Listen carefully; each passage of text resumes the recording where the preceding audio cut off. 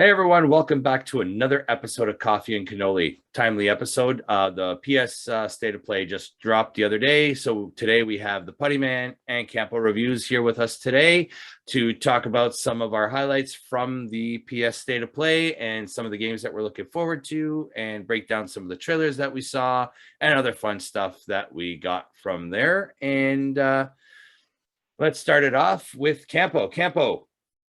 Talk about the thing we all want to talk about. But how do I know that we want to talk about what we're talking about? Okay, so I'm just going to introduce it because I feel like there's someone else here that should really talk about this. And it's funny because we just did a video the other day, and I believe we all had it on our list in the top of the list. It's not posted yet, so you'll get it. Spoilers, when it comes. But you'll know. But yeah, Knights of the Old Republic, and getting the remake jazzed. finally. I'm pretty jazzed because that has a special place at the very top of my Star Wars list. With mine too. What was the one on Star Wars? The N64 Shadow of the Empire. Shadow of the Empire. Yeah. Like those are probably like my top two Star Wars games I ever played. Well, Battlefront as well. Well, yeah, but I don't like those kind of games. I think that Knights of the Old Republic, I want to say, is the best Star Wars game ever made. Yeah, it probably is. And that put the company BioWare on the map as well. If we didn't have Knights of the Old Republic, we wouldn't have Mass Effect. We wouldn't have Dragon Age. Nope. So yeah, the fact that we're getting a full-on remake and not just a remaster, finally after so long, is phenomenal. The fact that is LucasArts involved with this again, or I didn't research it at all. This is the first I heard about it. I freaked out. I freaked out so much that I forgot to even talk to either one of you about it. Well, here's the thing. LucasArts actually, remember, LucasArts was basically disbanded by... But they brought it back. Well, yeah, but they did it in their own way. So I don't know. See, the thing is, that's the thing I'm really worried about with this is how it's going to turn out. Because you've seen some like remakes where they end up turning out bad. No matter what, I'm going to be excited because the common goal of being able to choose dark from light side and be able to encourage your team to follow you to the dark and light side was amazing. And what made this just one of the reasons why this game is so amazing. Not even just to mention like building your own lightsaber and everything that was so great about this game that I want to re-experience it again, but I want it to be an HD and remastered, so on and so forth. And to know that it's going to, again, it's going to be one of those things that you will see me do every little bit that you can in that game to the point of people are going to be sick of me talking about it. They're saying a lot of the developers who developed the original game. I know, right? They're saying a lot of the developers are coming back to help with the remaster. Yeah, that's the only thing I know is that they're trying to make it as on the nose exactly how it was, just with like updated gameplay and graphics. Yeah. Which makes me happy because the only thing I think only Jennifer Hale from the original voice cast is coming back. I don't know about she was the voice of Bastila in the original Knights of the Old Republic, and I know she's coming back. I don't know about the others. Obviously, R.I.P. Ed Asner, he's not coming back, but But was he Rook? Master Vrook? I mean, we'll get another old guy. Yeah. But then again, that'll still work. Yeah. So that is the big one.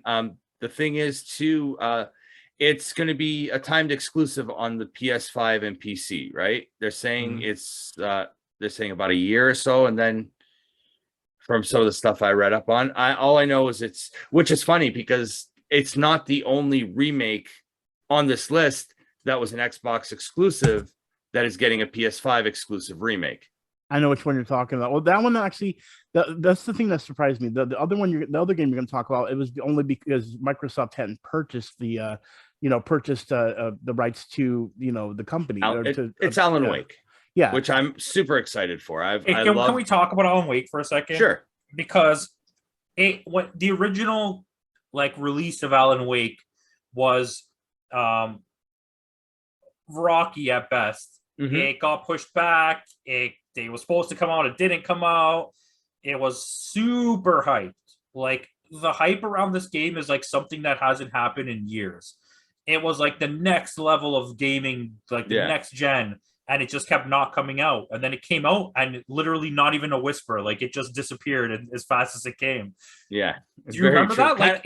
No one even talked about it. The Last Guardian. Yes, no one even talked about it once it came out. It just disappeared to the point where I'm being so honest when I tell you this.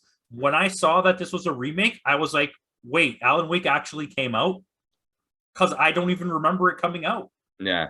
I was like, go ahead, buddy. Sorry. I was gonna say I do remember it coming out because I remember distinctly they making a big deal about like the lighting effects back then and making a huge deal because of the because I remember just seeing scenes. But the thing is the reason why I question it is because the comparison went out to Silent Hill, but I never got to play it. And for those that know and saw some of my lists, everyone knows that I'm a huge fan of Silent Hill. So for people to make that comparison, but then of course I asked you, JD, if in your eyes it felt like it was a comparison, a right comparison, and I'm hearing no. So I don't know. It's a bit different. It's not. It's the same guy.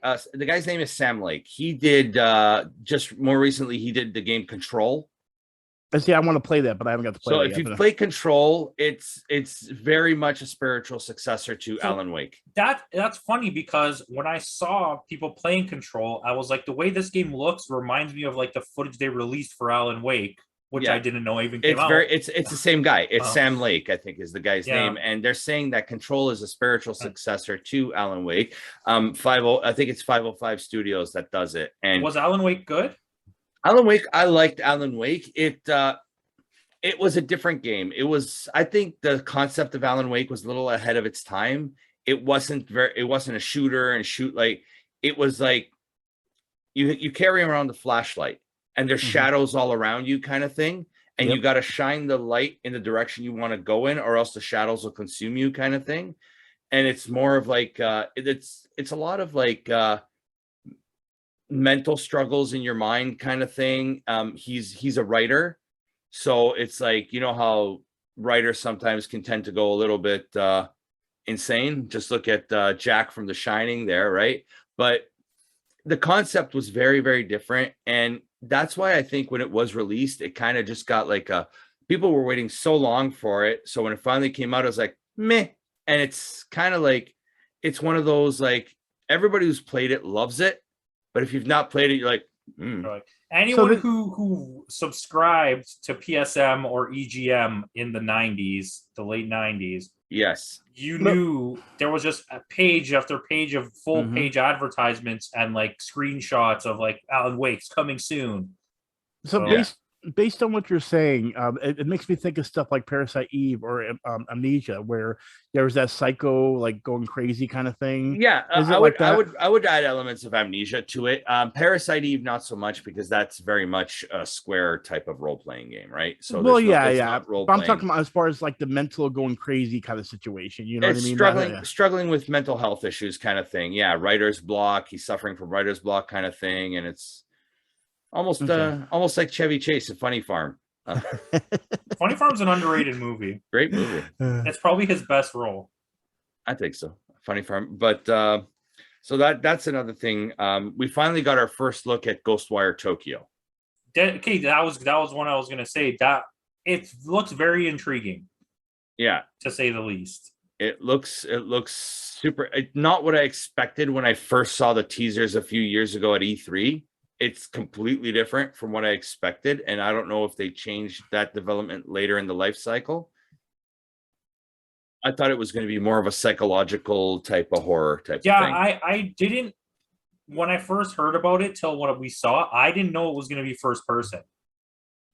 So when I started seeing the hands in the video, I was like a little bit thrown off, but I mean, if it works, it works. To be honest with you, I don't really like first person games like that. Yeah. I much prefer when I'm playing like a really super in-depth game. I like to be third person. You like the third over the shoulder type of. Yeah.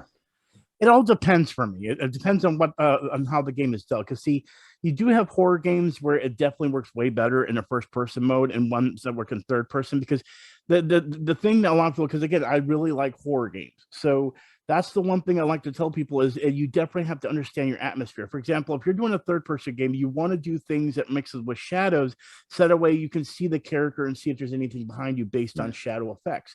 But if you're looking for things that are going to be more in your face, like the jump scare kind of situation, then you want that first-person view, because then you have to literally force yourself to turn around more, and it makes you feel like you're actually. Well, it makes you actually have to look at what's happening. Exactly, and that's my point. Well, I mean, I think that's why when they released Silent Hill 7 a few years ago, that's why it worked so well, was because they changed Silent Hill from the third person tank controls. They did that to Resident Evil as well. Yep. Resident Evil 7, I believe. That's what I just said. Oh, I think no, you said Silent Hill. You did say sorry, Silent sorry. Hill I meant to say bad. I apologize. Yeah. It was Resident Evil 7. Yeah, Biohazard or whatever. Yeah, and I mean, to be honest with you, I thought this would be more horror like oriented. It looks like it's going to be more like a mystical action kind of from the thing. It doesn't look very horror. Yeah, with some cyberpunk elements to it. It looks like it just happens to, like, you can see the ghost world. That's your power, and you have to draw energy from them or something. Yeah, which I like it, but at the same time, for me, again, when it comes to horror, I'm so used to things having those elements because people want more action. That I want things. For me, it's always gonna be that slowdown of Silent Hill, or another one I was just talking with somebody was and I just the one where you use a camera. I can't think of the name right now. Fatal Frame. Yeah, Fatal Frame. Those are the type of games I like because you're not fighting things. You're literally having, you use the camera to fight it, but those were more like creeping around the corners. Oh my God, is it going to jump at you? Like, it was more of a psychological thing. It's a slow burn. And I like the slow burn horrors. I feel like they're more better because here's the thing. When you force something in my face and make me go, ooh, it makes me jump for a second, but it's only for a second. But when you put something in my brain and make me make something in my own head, then you're doing a better job of scaring me, because the jump scare isn't what it is. It's what the unknown is going to be. And that's why I feel like Ghostwire, when it comes to that game, that's going to have more of the whole jump in your face. It's not going to have the creepy up on you factor. It's like you said, it's not like that Silent Hill type of horror where you don't know when it's coming or where it's coming from, where it's something like the whole Five Nights at Freddy's fad. Yeah, exactly. It's like, you know, it's coming. It's, you know, oh, there's the jump scare again. You know, they're coming. Like it got old, and I don't know how that game got so many sequels. Well, I can't help it. Yeah, the lore is really good. When you go into the lore, it's really, really fun and addictive. And I'm into it myself, that I want to play the new one. And I do admit the lore is more creepy than anything else. So it's and the reason that's good is because when you have horror games like Resident Evil, they don't put too many hidden things. And that's even where I would compare Silent Hill to being as good as Five Nights at Freddy's, because there's so much hidden things that you can look for, that because you're looking for those, all of a sudden in your face. So because of that's the one thing I felt like Resident Evil had a problem with, is they give you time to go look for lore, but they didn't set something up to scare you, because they would give you time. And that's where you need to do it the best, is when your mind is on something else looking for Easter eggs, and then it catches you off guard, if that makes any sense. You know what I mean? No, and the whole what I liked about in Silent Hill too, that whole concept of you had that radio, and the louder the static would get, you knew you were getting closer to something, so you'd walk in the opposite direction because you didn't want to confront it, kind of thing. But at the same time, you had to go somewhere because, oh no, there's something I have to do over there to do a special Easter egg or something. You know, you have to go over there because you have to face it. But then sometimes you go over there and you think it's going to happen at a certain point, and it happens at the most unlikely time that it happens to you. And that's because you creeped it on yourself. You expected a certain point, and then it just switched it on you. It's like that first pyramid encounter in Silent Hill 2. You're not expecting that. You're not expecting that at all. But that's what I love. Yeah. Anyway, back to the topic at hand here. Speaking of first-person shooters, we got another look at Deathloop. I thought this game came out already. Yeah, no, it got. That's another back. one that's been like, is it out yet? Is it not out yet? But they went a little bit more in depth with this one, and it looks like a spiritual successor to BioShock. If anybody, and has anybody played the other Bethesda game, Prey? Yes, I probably Prey. Yes. Okay, so it has kind of like that feel to it as well. So it has a little bit of like BioShock, Prey, and maybe a little bit of Dishonored thrown in there. Yeah. But I don't know what to think of that one just yet. I mean, I'm on the fence about it. I kind of want to play it because it does look good, but at the same time, it's like one of those games that I just don't care about, if that makes sense. Yeah, well, I care about it because I do like the concept where you have to change your plans, and there's so many ways of doing things, but you have to go back and relive the moments in order to figure it out. And I feel like I've played something like that, but then at the same time, the way they're explaining it's so confusing. I feel like I played it, but at the same time, I feel like they're doing something different that I can't just put my finger on. So you yourself are in that loop. Yeah, exactly. Yeah, I don't know what it is, but at the same time, I don't want to invest money. It was kind of like the situation where when I was so excited about PT, but then I didn't put money into The game he actually ended up putting out, Dying Light, or not Death Stranding. Yeah, and I wanted it so badly, but the problem was it looked totally different from what I was expecting from Silent Hill and all that I kind of didn't go for it. And I still haven't played it, and I want to, but it doesn't. Death Stranding actually got rated as the greatest ever delivery simulator in the world. The greatest walking game. They're using it now in FedEx to like train you how to deliver packages. But how do you go from PT to Death Stranding? I never understood. Death Stranding apparently has been his entire life's like passion was like to make that game. So PT had nothing to do with it. Kojima del Toro. Why though? PT was like, how do you make something that, in my eyes, I know a lot of people, I know you don't like a Campo, but in my eyes, something so great as PT and setting up something like that. It's not, I don't like it. Let's just get that straight. It's literally a 30-second game. Well, no, I get that. You obsess over this like little tiny demo. I think it's more obsessing of what could have been or what might have been. Exactly. But that doesn't make you have that. The fact that you still like that and want to play that game makes your want for the other game worse when you could just forget about this because this is never coming. No, I know that, but again, unless because there's talks about Kojima and Xbox and Microsoft doing something together. No way. You want to know what's funny? It's like Netflix or AEW. Let's just make it easy for people to get this. Netflix and AEW. There's a movie, a really good idea. Everyone's telling them no. What do? Just go walk to Microsoft and they'll be like, how much money do you want? Yeah, like, I don't understand why they didn't do that before. I promise you Microsoft would have been like, make it now. Exclusive, make it now. Yeah. It would make me buy an Xbox. You know how many people would buy Silent Hill? A lot of people are waiting for a Silent Hill again. And this could be like that's what they're saying about Kojima and Xbox. It's PlayStation is where dreams go to die. Yeah, well, let's just say this: if they want to, if they literally make a Silent Hill and it goes to Xbox, and I know I'm going to hear people say, "Oh my god, I can't believe PlayStation said that." I will sell my PS5 to go get that Xbox. It is just to get a Silent Hill. Let's be real though. PlayStation is right now like at the top of the game. It's the home for all your exclusives. They are the WWE of video games. Yes, they're at the top. They have everyone's still watching them more than anything else. But it's realistically, not the good content. stuff is starting to slowly come out somewhere else, and no one's paying attention to it because this is still so big. Yeah, and because the whole Bethesda thing with Xbox and Microsoft, Deathloop is the last Bethesda game coming out on the PS5. And Nintendo's over there using their own personal IPs, and every single one has been a massive hit since they've released the Switch. They have not released one of their like main IPs, and it hasn't been good. Yeah, I've played 3 different Zelda games now on the Switch, whereas the Wii U had none.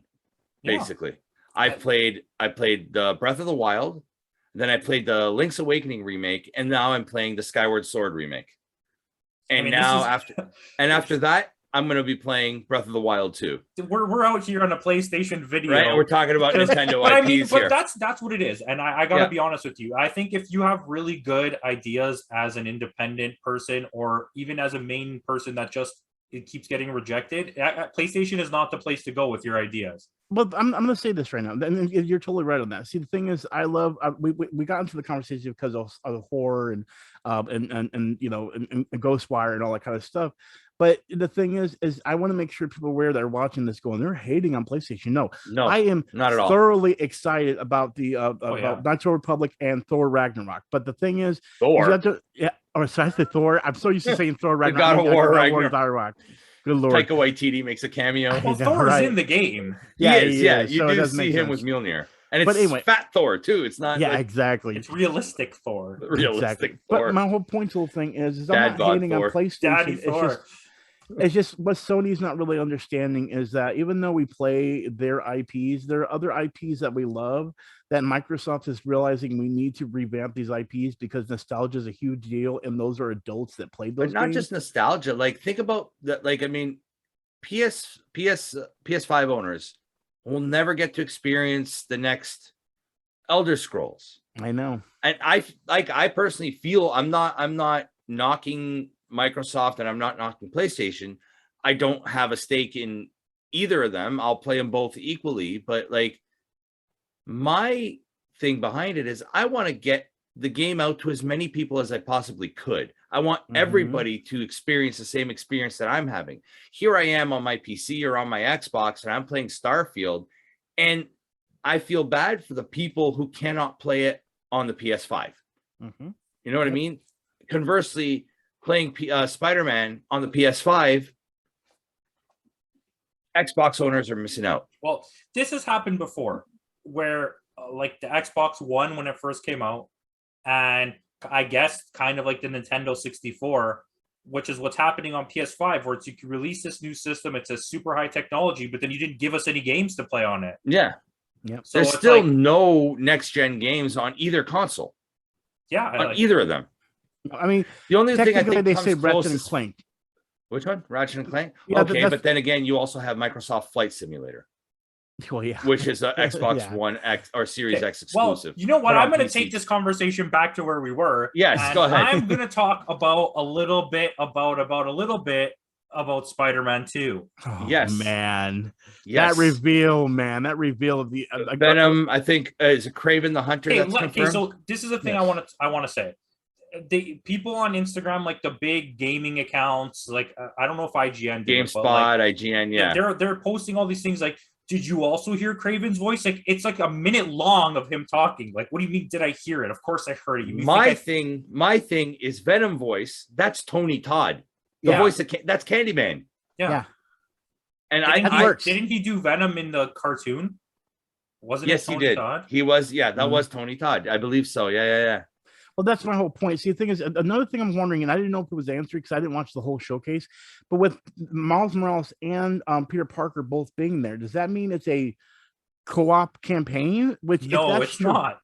Okay, it'll be switching. I think it's going to be switching back and forth. Kind of like they said today. The creators said today. You can look it up that it's a single player game. That's a missed opportunity in my eyes. I feel like that would have been something big to be able to play with your buddy. You each a Spider-Man flying around.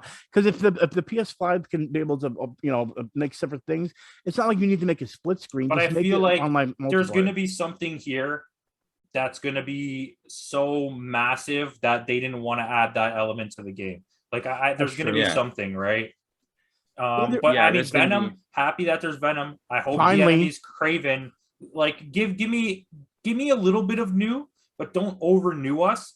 Bring back a little bit of the other stuff, like link it to the story, because I don't want you to blow all your villains in one shot. But that's what I thought they did. Like as good as the first one was, there was a lot of villains that they used in that first one. Like yes, and then they the Miles Morales one didn't slow down either. The Miles Morales one kept giving you villains, and it was like, okay, can we slow down maybe? I mean, I'm glad that we're getting Craven. Craven is one of the most underutilized villains in the Spider-Man universe. Agreed. Yep. But I mean, who else are you going to add at this point? Are you going to bring back like? Well, we could have Dr. Octopus. Bring Doc Ock back. Was he in the first one? He was. He's the main villain. Yeah, I forgot. He's the main villain. You work at his place. I mean, you have some people. Did we get Scorpion? Did they use Scorpion and Miles Morales, right? I think. I don't remember. Spider-Man, I think. It was Spider-Man. They brought Vulture back. They brought Vulture back for Miles Morales and Electro. Yeah. Electro, yeah. That's my whole point, though, is, again, I was always wanting Venom, because Venom's been in other Spider-Man games. It ain't like it's the first time, you know what I mean? But the way they made this new Spider-Man game, I feel like this is the first time we can have a really true good battle between Venom, because then you can actually keep it across the skies and have somebody that is quite literally like you, but way more menacing. And you can't sense him. Exactly. So there's no spider sense. So it's literally going to make it even harder to fight him. And that's the reason why I feel like, I hope that's what they do, is that when you fight him, you don't get his spider sense, but you don't actually fight him until the end. And then it's like, now that how spider sense you've been using all game in all 3 games, can't use it now. Good luck. You know what I mean? You have to know in time your dodges without having the spider sense come up. They don't use Carnage yet, and they wait till another game. They wait for the third one. Well, that would Maximum be a good Carnage. That would be a good reason to do this. What you can do, and this is just me foreshadowing. You have Miles Morales and Peter Parker in this one. Make the third one, because that's part 2. Make the third one Miles Morales, Peter Parker, Eddie Brock Venom, and now you can actually play as Venom because Carnage, and they can turn Spider-Man 3 Maximum How about Carnage. alternate universe and bringing Ben Reilly as the Scarlet Spider? I'm This is okay what with I'm that. saying. This is what I'm actually saying. I kind of like Putty's idea. Scarlet Spider is my favorite Spider-Man, so I hope at some point. But you know how we got the Miles Morales as like a mini offshoot game. So I hope after this game we get a mini offshoot game that's Spider-Gwen. Oh, okay. And I'm okay then- with that. Because I want them to introduce more people from the universe, but like that, because this game is going to have Venom. So I don't want a solo Venom game. But I like Putty's idea that maybe in the next game, you can play as Venom and Miles Morales and like all at points, maybe even Spider-Gwen shows up, and then it's Maximum Carnage. Okay? That's the most important point. That it's You want Maximum... Just remake the game. Just remake the game. If you're watching this, Sony, don't you understand that that's all we talk about? We want the next movie to be Maximum Carnage. Everybody wants Maximum Carnage. I mean, not every one of us. We had our whole NES and Genesis, but we've all played the game. We've all read the comics, and the thing is we've never gotten a real visceral Maximum Carnage game or movie or anything. And you have the opportunity to make every single fan literally like jump out of their seats in excitement to see Venom wet their pants in excitement, basically. Yeah, exactly. To see them fighting Carnage and hearing that metal music playing like it did in the old Maximum Carnage video game, and everything you could do to make it something where you're going to have what Blade brought in us. You know what I mean? A visceral feel, and you bring it to a character that's iconic as Spider-Man. Well, but I don't see how Sony doesn't understand that. You bring in Morbius and you bring in Blade in the fourth one, Maximum Blade. But the thing is, too, in that the original PS1, that Spider-Man that we all had on our list as well, Venom became more of that anti-hero kind of joke character at that point, and that's what was that's not Venom. You know who wouldn't like that? Sorry, Caps would not like that because he doesn't like it when you make it into a joke. He just wants to be well, serious. just ask him about the Terminator series, right? Well, see, that's the other thing. That's the other thing I get upset about is that I feel like whoever runs Sony in the Spider-Man situation is that there's something deep rooted where they don't like Venom as much as the fans is love it still Venom. Avi Arad? It might be. I don't know. But if it is him, Yeah. apparently he doesn't like Venom. Because have you seen how much they don't put love into Venom? But when it came to Venom as a comic book character, he was the only one in the Spider-Man universe that majorly got so much love that he got his own series, just like Wolverine from the X-Men. You know what I mean? Like What Venom if we get was an huge. anti-Venom? Oh man, that would be. But let's stop with the Venoms, okay? We got to slow down on Venoms. Just give us one Venom for now. Agent Venom. Yeah, Agent Venom. I'm not going to mess with Insomniac. They're doing good things there. Let it happen. Speaking of Insomniac, I'm going to segue your show into the Wolverine. And I was just about to say that. Because I'm more excited for that. And people kept asking me, why would I be more excited for Wolverine than Spider-Man? Well, now you're going to you can potentially introduce an entire new universe and a new way to play because you can't web swing with Wolverine. Yeah. So the mechanics of the whole game will have to be different. See, but the thing is with Wolverine, though, Spider-Man worked because it's an open world New York game. What are they going to do with Wolverine? Imagine if they take you and they put you in like the base or something. So you'll eventually get to an open world place, but the missions will take you through that. Otherwise, you have to drive a car or ride a motorcycle. Maybe he has a motorcycle that you drive around, right? Okay, well, I want to jump in because someone did analyze the video, and if you look in the background of the trailer, I want to see the gameplay, of course. But here's the thing. I'm excited to hear what they might be doing.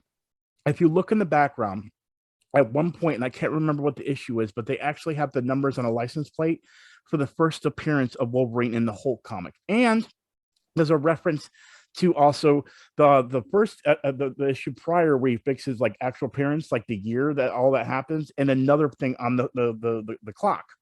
It's a digital clock. And then they're saying there might be rumors that they may actually start from his actual origins, which means that if that's true, the first part of this game, and if they do it right, I'm going to be so excited, is him versus the Hulk as a introduction into the game. And then as much as I'd love to see that, Universal owns the rights to the Hulk, and I doubt they'll allow. So that's what I'm saying.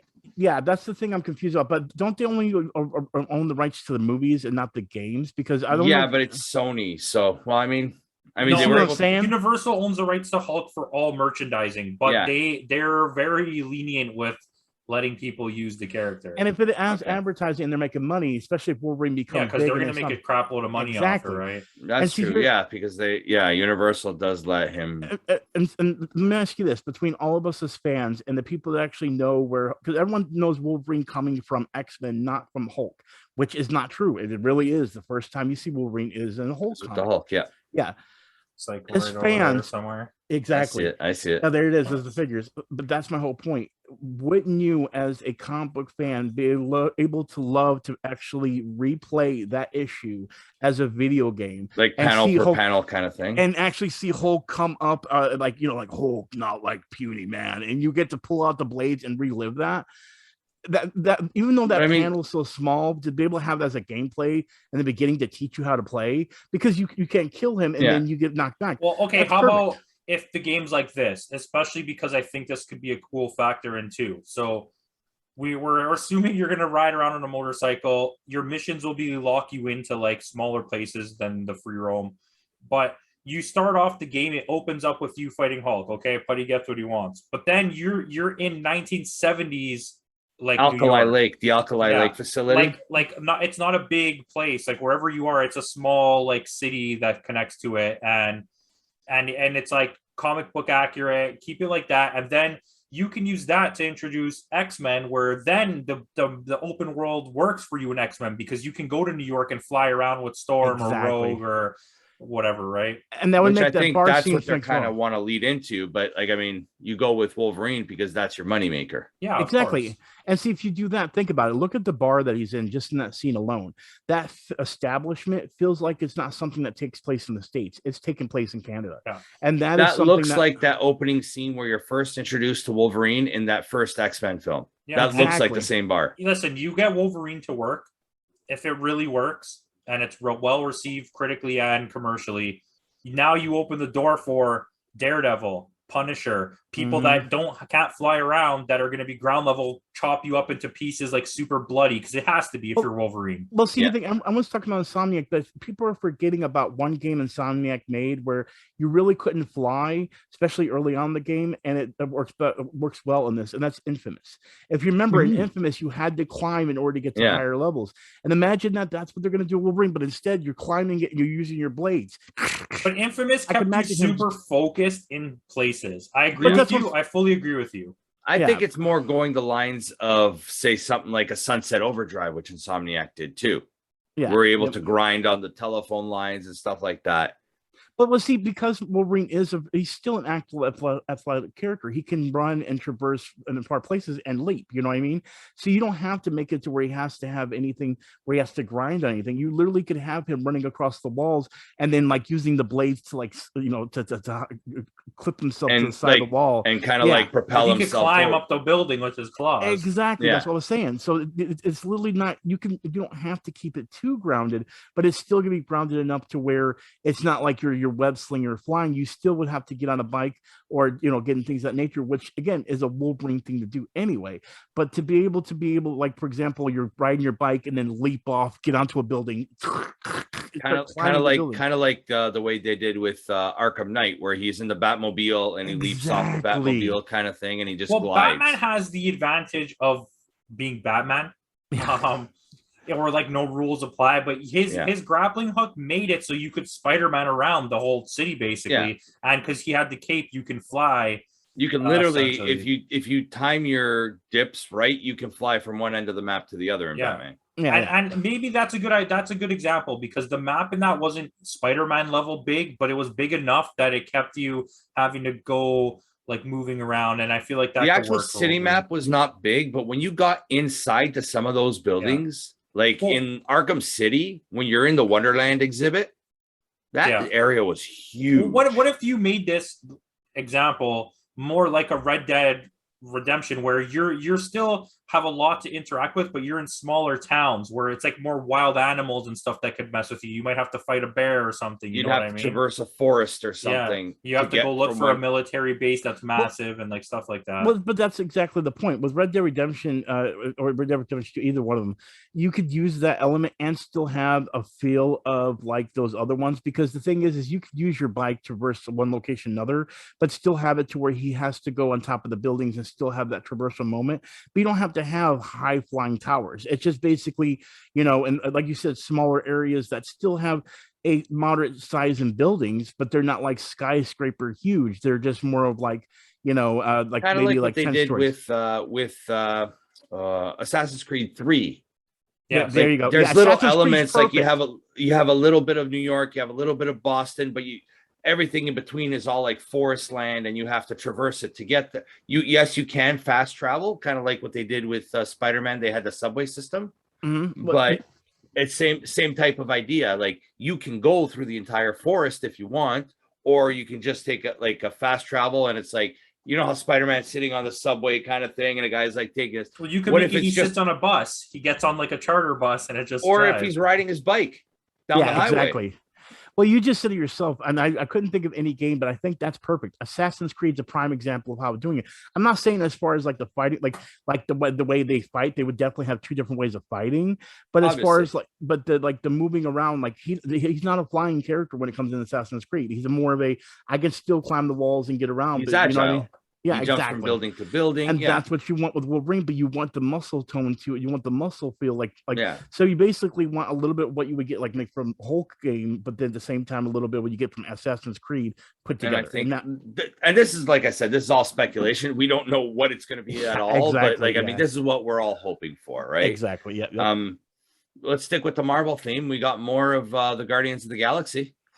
I can't wait to get this. I really can't wait to get this game. So I hope it turns out as well. It was more of an action trailer. I think at the Xbox showcase, they showed actual gameplay of it. Mm-hmm. Yeah, they did. Yeah.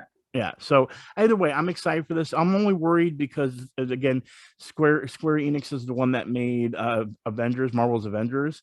But again, I've tried to go back. They're the Walmart knockoff. It's like, it's like the whole Robert Cop meme, right? It's not RoboCop, it's Robert Cop. It still makes me mad that Marvel's Avengers did not appeal to me. And the thing is I own it still. I don't have it downloaded, but I own it. And it's like I want to go back so many times, but every single time I go back to it, I'm like, why does this feel so bad? And I haven't even started playing. If Marvel, whoever's making games, if Marvel wants to make money, the smart thing they would do is come back with Marvel Alliance, because that game had so much depth to it, and with the modern day you can add so much more levels and like leveling up system. But they did a few years ago. They had Ultimate Alliance 3 for the Switch.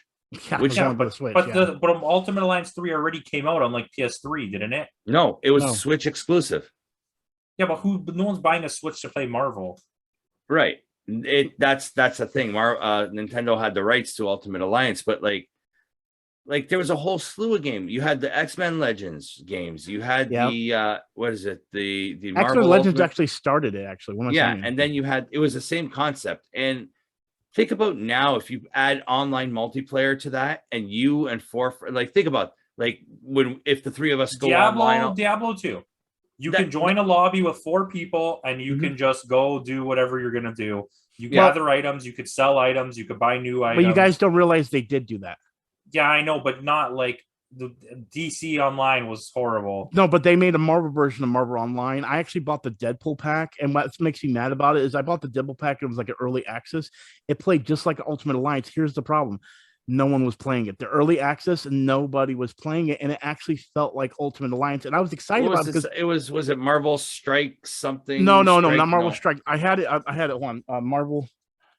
I'm just going to Google Marvel games of Deadpool, because I remember buying the Deadpool pack just because when I found it was coming out, it was in early access and they said you could buy stuff early. And then I saw there was a Deadpool pack and I was like, oh, I got to buy this. And I got on, I'm like, this is just like Ultimate Alliance. I'd level him up. He had a 4 thing where he actually can change out moves he would do. Yeah. And you'd be playing with people online. But then all of a sudden I went back and guess what? They took it offline. I don't have the Deadpool thing anymore. I lost my money for it, and Yeah, and it's that's the thing about micro, like going back, and that's what I hope they don't do with Guardians of the Galaxy is the whole microtransactions thing with the skins, because if that game doesn't sell well and it gets delisted, you've lost all that money. Yeah, I exactly. agree. It's just a big waste.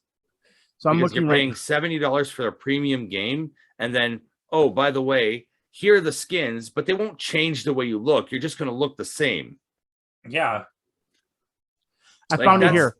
Marvel Heroes 2013 PlayStation Marvel 4 Heroes. Xbox One. Okay, And it was kind of like a DC online, kind of DC Universe online kind of thing. Yeah, it's basically you know, I remember playing in the streets, but it was very repetitive as far as the enemies because you were playing with other people. And again, it was the early access, but I remember playing against the boss, and I was like, this is amazing. If I get more levels with these boss and these enemies, I get to play with my friends because none of my friends were buying it because it was early access. They didn't want to put the money in buying a character, and so I did, loved it, no one to play with. And then when I went back after about like 4 months, it was gone. And I was upset because I was like, this is the next Ultimate Alliance. And I think that's what I'm afraid of. I'm afraid if they make an Ultimate Alliance again, and I think that's why they went safe with Switch as well, is that there's just not a big enough audience out there. Maybe they wait a little bit longer, there's nostalgia for it. And I want it, but again, we never really got it except for that. And then that was just a disappointment. But then again, from what I understand about Guardians of the Galaxy, you're only playing as Star-Lord. Yeah, you're actually, and that's what I'm a little bit worried about. I mean, I got someone that's gonna be getting it for me for Christmas as an early Christmas gift, so I am still excited. I feel like what makes this game, it might make, it's either gonna make or break this game, is the Star-Lord aspect. I think it's gonna be fun because he does have good weapons to give that good feel of like third-person shooters, and then the controlling aspect of the other Guardians might be fun. I think what's going to really keep this is if, as long as the gameplay is good and the story is good, then people are going to love it. And that's what I'm afraid of. So far, the story looks like it is pretty good, but if we get the same one-liners over and over again, then it's going to lose that feel. You know what I mean? So I'm kind of the thing too, like you said, what Marvel's Avengers suffered from too is like, I've played it and I played a good chunk of it. All the gear you collect does not change how you look. No, you have to buy the skins in order to change your appearance. So like, it's not like, for example, if you're playing Diablo's a perfect example. The more gear you collect, the different your character is going to look, right? You put on that piece of legendary, it glows kind of thing. With the Avengers game, like, it's the same piece of, you look exactly the same. You can't and there's no customization there unless you actually physically dish out money. And I don't think, and they've learned from that, and I don't think they're going to do Guardians the way they did Avengers. That's my theory, at least. Yeah, that makes sense. So, but yeah. Anything else we saw on the? Did anybody catch that Radiohead Kid A Amnesia? No. That's there was one little clip. I hear Kid A playing in the background. I'm like, wait a minute, I know this is Radiohead, and it's like says Kid A Amnesia, so it's Amnesia, but it's Kid A. So are they releasing their albums? Because those are good albums. I mean. It's an excellent album. Like Radiohead, like, you know, one of the best bands there are around. But that's something I found a little strange. I have to look more into that one. I don't know if anybody else caught that. We're getting another Uncharted remake. Actually, yeah, the whole collection. I think it's not a remake. No, it's just 4 and Lost Legacy. Oh, is it? I thought you know what? Your thing is that's right here. It's called Kid A. Yeah. And then space Amnesia exhibition. Yeah. So is it like an online exhibition? Is it a game? Is it like, I have no idea. Maybe they're doing like a concert for PlayStation only, and like, you know, I don't know. Okay, I've got another one for you guys. What did you guys think of this? Because they revealed this before at like E3. Tom Clancy's Rainbow Six Extraction. I'm not a big Rainbow Six fan, but this whole monster unless they bring in Sam Fisher, I don't care. But that's what I'm saying. This is totally different because it has like a zombie monster kind of vibe to it. So. Zombies are overdone. Yeah, good point. Zombies, like even the other one that they have, it's Blood Hunt, another vampire game. But that one's going to be free. Blood Hunt apparently is going to be free, or it's already free on PC, and then it's actually going to be free on PlayStation 5. So that I don't look as being as much bad because it's free. If you're giving it away for free, then you give me a chance to play it and try it, and if I like it, you know what I mean. a Rainbow Six Extraction, you have to pay for that, and that's the problem. Is but I just wanted to see your guys' opinion because it looks cool, but I feel like it's gonna be one of those things where I'm like, I'm not gonna buy it. You give it to me free on PlayStation Plus, I'll try it. You know what I mean? Well, I mean, remember back at E3, they PlayStation, was it E3 or I don't remember. I think it was the last state of play they did, maybe back in April, or was it July? Well, they had that. They had that dodgeball game. They were making such a big deal about this dodgeball, like it's like Rocket League with dodgeball. It's actually free on PlayStation Plus. I played it actually. Yeah. If you're a Twitch Prime subscriber, you got it for free too on Epic. Oh, okay. Or on EA Play or whatever. But like, so that was one of those games that they made this big deal about, and now they're just giving it away for free. And I have a feeling like that's what I think. Well, you said Blood Hunt, they're giving it away for free. So yeah. So I don't know. See, the thing is I'm already I do like playing COD, but the biggest problem I have over there is at least games like Fortnite and that nature give you a game for free and say you just have to buy all the extra cosmetics. But then why over on Call of Duty, you got to buy the game, buy the battle pass, and buy the extra cosmetics. I'm like, dude, what are you doing? Like, there's a reason why Fortnite gets more play than you, because you're not give the whole game away for free and then sell your cosmetics. I guarantee you're going to make enough money off your cosmetics alone, especially when you get a bigger audience, because they have Warzone.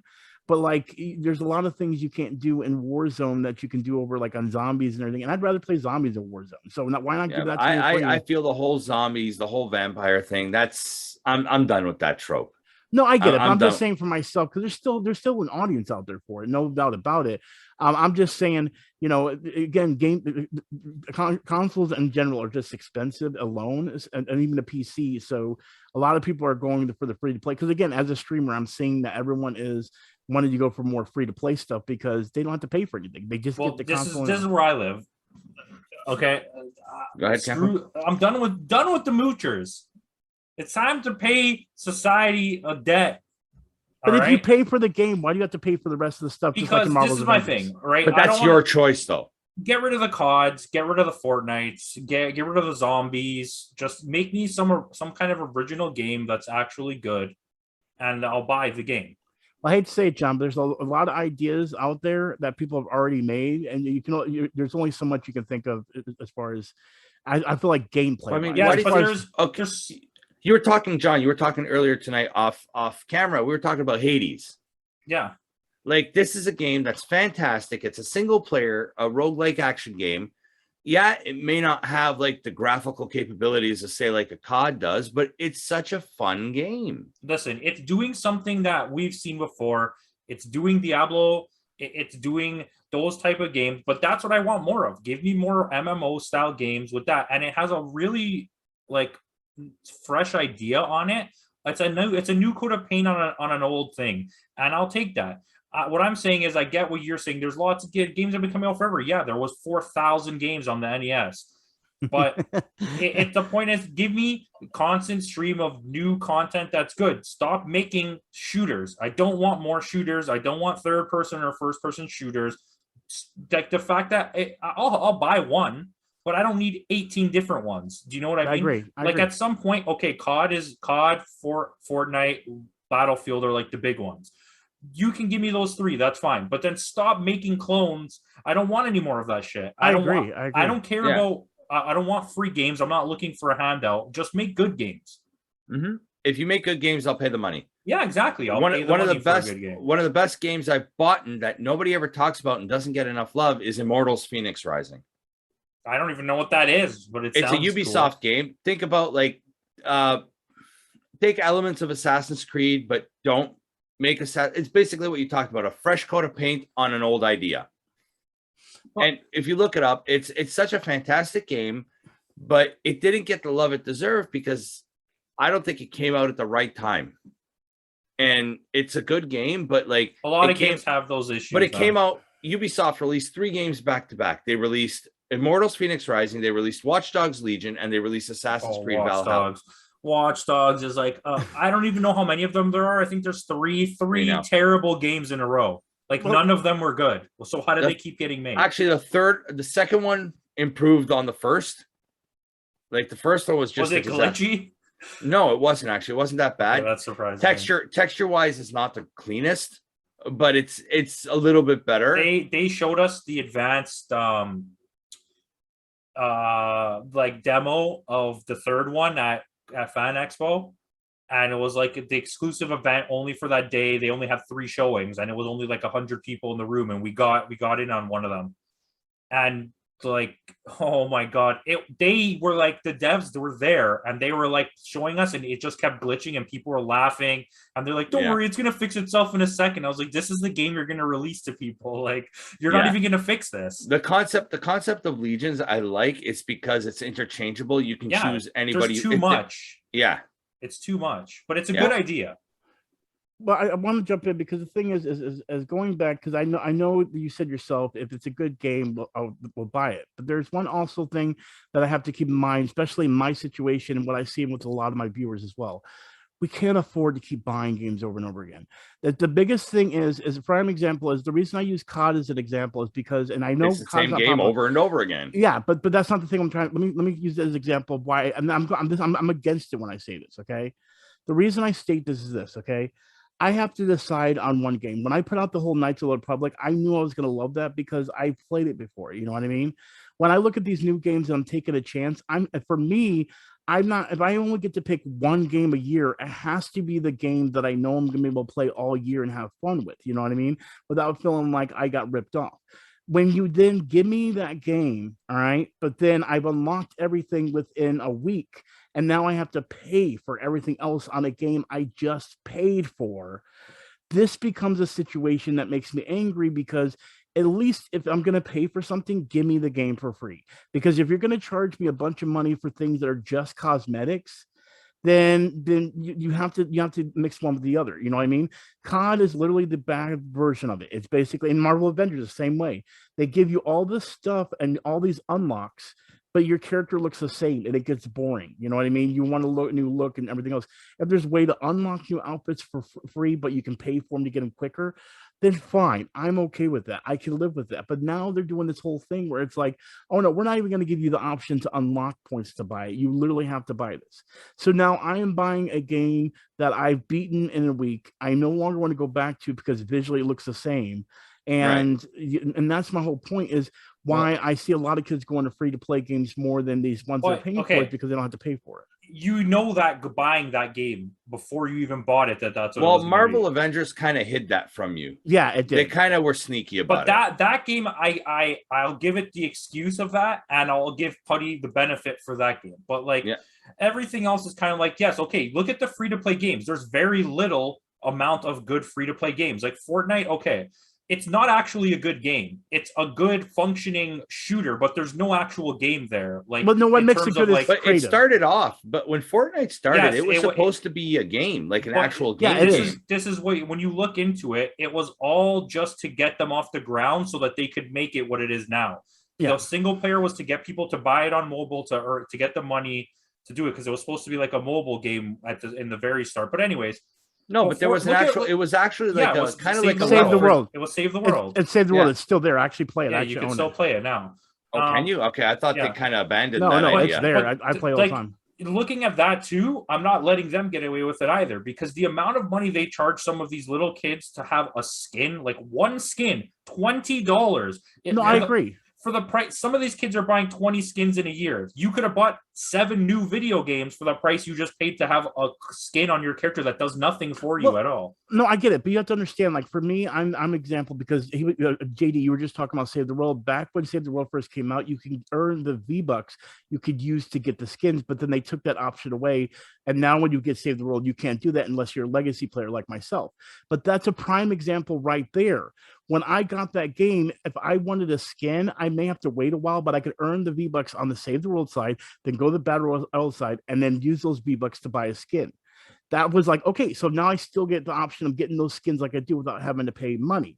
You know what I mean? Because they did it on the other thing where I literally paid for a game. I paid $60 for a game. And to this day, I still earn V-Bucks to go buy those skins in another game. But it's not there anymore. No, but I mean, it is. I still get them. A good example is what I'm playing right now on my Let's Plays on my channel. I'm playing Assassin's Creed Valhalla. Yes, you can buy some of these skins, but then again, you can also unlock legendary armor pieces in the game. I agree. Just by finding them. You don't have to, like, I like that idea. Like, you can get Mjolnir, Thor's hammer in Assassin's Creed Valhalla without even having to pay for it. If you find it and know what to do, you can get it. You know what I mean? And I like that concept. Yes, give me a little taste of what I can get for free. And if I like something, then I'll buy it. I'll pay whatever it is for the skin. If I like the skin. But that's the problem. There's a lot of companies not doing that. They're just like, we want more money.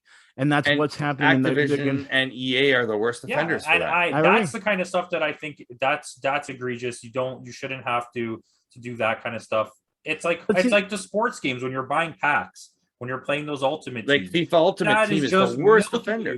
And there's no value. There's no actual monetary value of these items. No, but that's the problem. That's the problem we're seeing. The thing is, but even though we are sitting here and not agreeing with this, more companies are doing it because they're seeing Activision Epic make so much money off it. Why wouldn't you follow the same? When I played FIFA Ultimate Team for the first time, and they gave you that free pack as a taste, and you get your first Epic player in that, and then you put him in your lineup. Then after 3 games, if you need him, you got to buy him again.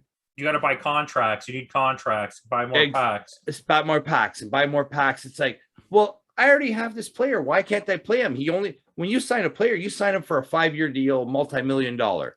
Why in Ultimate Team you only can play him for 3 games? Yeah, I mean that's just what they're doing, right? And now that people are seeing, this is another thing that affected it. So COD is doing what Fortnite does. Mm-hmm. They're doing it worse. But they saw, look, these guys are making billions of dollars selling stupid idiots a skin of a girl. Like, not like I get the Marvel ones and stuff like that, but it's just like a random person. So COD's like, okay, we're gonna charge you even more money. Plus, you got to buy a pass. Plus, you got to buy the gun skins. That's like Battlefield was like selling you gun skins. Like, I'm not gonna buy a skin. Valorant was another bad offender for that too. The game Valorant. But that's what it's a chain reaction of things. You see the games like Fortnite and stuff saw those other games do it, so they're like, we can make money too. Yeah, and then Apex Legends is another example. See the success of that, exactly. Games see the success of COD and Fortnite because those are the 2 biggest games, and they're like, holy, we could just do that. We can make a crappy game and just milk it. But that's the problem. COD is still selling games. At least Valorant, Fortnite, and all these other games are free. If you can't buy the skin, you can still play with your friends. Yeah, that's the biggest. That's the problem with COD outside of COD is not Warzone. So I got unless you're a dude, bro, you don't play COD. You know what I mean? This guy does. Well, I do. Well, not as much as I used to, but yeah. I never. You got 5-finger death punch playing in the background while you're. Yeah, it's a thing that happens now, right? And I would say the catalyst of everything, the one that set it off is EA. EA was like, we're going to charge you for every time you breathe, you're going to pay us money. And people were like, okay. And then not to mention, let's just be real. For the major sports games, the last 5 years, it is the first time in a long time where they upgraded nothing in any of the games. 2K and their basketball game, the last 3 games have been identical, the exact same game. I didn't buy any of them. I forgot who said it, but somebody said, what is this basketball game doing in my gambling simulator? Yeah, exactly. They were really milking it because to buy a pair of Jordans, you had to pay like $30. Like real world cash. Like no one can see your shoes. They're little tiny things at the bottom of your feet. Like, you got, was it $15 if you want to get a back tattoo, which nobody's going to see because you're always wearing a jersey. Yeah, exactly. Like, I don't know, man, but like sports games really screwed up the market. And it did trickle. I think it did trickle a little bit too because 2K does the WWE games too, and the same thing. WWE and they have not made a good game for like 7 years apparently. So and the last 2 were awful, correct? Oh, 2K20 was an absolute disaster. Like, I have it on the PC because I got it for free via some code that I got, but it was like, it won't run. It won't run. It just doesn't run. Well, and it's not like I have a weak PC. I got a 2060. It's not top of the line, but it should be able to run 2K20. Yeah, no kidding. Well, let's put it this way. We talked about KOTOR or Knights of the Republic and the new Star Wars game, the remake of it. And that's my whole point is when that game comes out, I want to be able to have it exactly like it was. I mean, I've updated graphics, of course, and maybe better gameplay or controls. But don't make it to like when I want a certain outfit, I have to like buy something on the side. Don't change the story either. Yeah. And I'm so afraid that's going to happen that when I get that game, I'm gonna be so disappointed because like, oh, now you can put a skin on as Darth Vader, and I'm like, really? Can I just get some of the stuff for Darth That's Vader? going to happen. I double agree with both of what you said because I don't want to pay for anything, and I want the same story because I'm at that point when you get, when you play a game and it's been so long that you don't remember what happened, but it's going to be perfect. So when you do play it, it'll all come back and be like, oh, I love this part. I love this part. I know what's coming up next. Yeah. But right now, just me thinking, I'm like, I don't even remember what happened. But as soon as I put it in, it's all going to be like, oh, that's what I want. Yeah. I just remember the thing that's vivid is waking up on the ship that's being destroyed. You encounter almost Malik right at the beginning of the game. You only catch a glimpse of him, and then you're on Talos for like. Well, I also remember the fight with Malik too, because I remember those so distinctly when you get revealed about Dark Revan. Spoilers for a 20-year-old game, but yeah, either way. But my whole point is those are things that are memorable. Yeah, in between, I have like bits and pieces of stuff I remember. Like I can't even count them. I could just see in my head. Now that KOTOR is coming out, does that make it canon in the Star Wars universe again? I hope so. Because which means Dark Revan. Oh, sorry.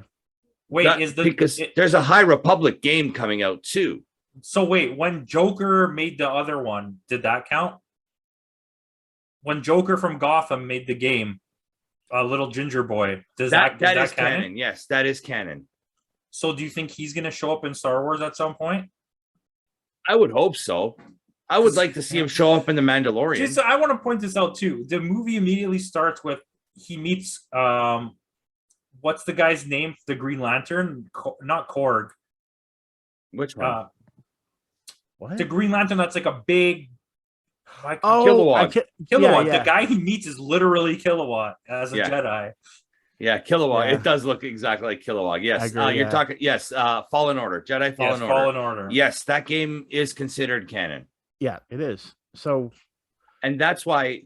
Like spoilers for The Mandalorian, I wasn't expecting Luke Skywalker to show up. I was expecting the ginger guy from Makes sense too. Now I think about it, yeah. I was expecting Mace Windu. That would have been amazing. With no I hands. was expecting it, but yeah, exactly right. Shows up, this party's over. Yeah. Robotic had to be awesome too. Snakes. Decapitates Boba Fett like he did his father. But anyway, going back. But yeah, I hope they don't touch anything. I hope it doesn't become a catalyst for the whole woke generation either. Yeah. Just keep it the way it is. Oh, I didn't think about that. Oh no. Crap. I was saying the whole woke generation just made me realize there's so many things in there that a lot of people are gonna like what gave it the charm was you had to choose you were able to choose whether you wanted male or female. Like character, and like everybody wants to, when you create your character, you want to put a little of yourself into it, and I hope they make a really good deep character creator. But I just hope there's no, because remember there was the depth of I don't know. I don't know how they're going to do it, honestly. It's again, because you just reminded me of how people are going to be like, oh, well, I don't want my character to be this sex, but I want it to look this way, which does definitely. Hey, you know what? By all means, if you want to make your KOTOR character non-binary or ambiguous, or if you want to make it look like a male but be called a female or anything like that, go ahead. That's fine. I'm just worried about don't make it the crux of the story. Yeah, that's what I'm worried about. Yeah, and I'm not trying to be mean, because it sounds like I'm being mean. It's not the thing I'm trying to say. No, not at all. Yeah, it's just I want people to understand that when you play a game that you put time into and you love, and it has a certain story that falls into a linear line, or not really linear, but you get what I'm saying, it follows a storyline, that if you're changing it just because you want to appeal to, like, because I mean the same thing is, I would never want Lara Croft to ever be Lawrence Croft, you know what I mean? Lawrence Croft. It's Lawrence Fishburne. Yeah, right. But that's not really the issue that I have here, but I get what you're saying. Yeah. And I think it's more like, just don't mess with the story. Yeah. That's exactly what I'm saying, is don't mess with the story. It's a beloved story. That's what made the game the game. It was the story and what you can do in the story. And I hope they don't touch that. I want to play Lawrence Croft. Lawrence Croft. It's just Lawrence Fishburne. It's Lawrence Fishburne. Well, it's got to be somebody with an English accent, because it's an English type character. All right, it'll be what's his name? Idris Elba. Idris Elba. You've read my mind. I watched that movie. You know what? Idris Elba's James Bond. Please give me that. Just give me Idris Elba doing anything. He was good in the Suicide Squad, So I gotta make sure I put that out he was there. good in Star Trek Into Darkness too. Oh yeah, that's right. I forgot about that He's too. good in everything. Like, I why are know. we talking about this? I don't know, He but just this Luther. his range is just not magnificent. Okay, no, just- wait, he was not good in the Tower movie. Dark Tower. Dark Tower. I still Matthew haven't seen it yet. McConaughey. They were all bad in that movie. No, but go do yourselves a favor. Go watch Luther. Yeah, it's a good show. Luther Okay, was no, fantastic. but anyway, we got off track. Back to what we're talking about. I think that pretty much covers I'm everything. done. I didn't even watch anything. I think else. like we haven't touched too much on God of War Ragnarok, but I mean, if it's anything like the last game, it's going to be fantastic. I don't think you need to. I think that's a game that doesn't have much speculation. We know what we're going to get basically, and it's going to be good. Because the storylines when it comes the to God only of thing War, I was a little disappointed was I still didn't see too much on Horizon Forbidden West. I didn't even see anything about that. They showed a little snippet of it because, like you were talking about earlier about Ashley Birch, and she does the voice of Tiny Tina. She also voices Aloy in that game too. Yeah. And Ashley Birch is fantastic. She has such a great range when it comes to voice acting. Like, she can literally do anything. This woman. Well, the thing is, and again, I'm gonna shout out to a series. If you guys have never watched and you like any of the voices she's done, go watch Hey Ash, What You Playing? It was original series she did with her brother, and her brother actually is a writer for Borderlands. And I watched that show addictively, and you could see the Tiny Tina voice in her early episodes. Especially my favorite one is when she's singing the ocarina, and she's doing all that. What people don't realize is Ashley Birch is a talent, and she's actually has a lot of anxiety in front of people. But when you see her old videos, her imagination, her I fell for it. You know what I mean? Yeah. Too bad I could never have a chance with her. But my point is but she seems like a legitimately fantastic human being. Yeah, but, and a fan, just like us. She's a fangirl or fanboy or fan in general, just like us. You know what I mean?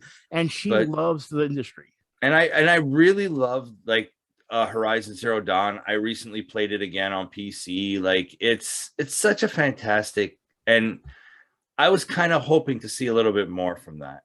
Yeah, that's the only thing I felt that was missing from this, and that's it for me. Like, is there anything else that you guys want to touch upon that maybe? Well, they showed Gran Turismo 7, and it just made me want to play Forza. So just do yourselves a favor, go play Forza 7 before they delist it off the Microsoft Store. I'm just gonna go watch some Ash. What you're playing, because I'm now in the mood to watch. You're a weirdo, but you know. But on that note, on that note, guys, let me know in the comments below what everyone is looking forward to in the upcoming months on the PlayStation 5, or if there's any other console exclusives you guys want to play. Let me know in the comments below. Catch Puttyman over at Gamer Potheads. Catch this guy over here at RLG Cast. I'll have all their stuff in the description below. And on that note, guys, thanks for joining us, and we'll see you next time.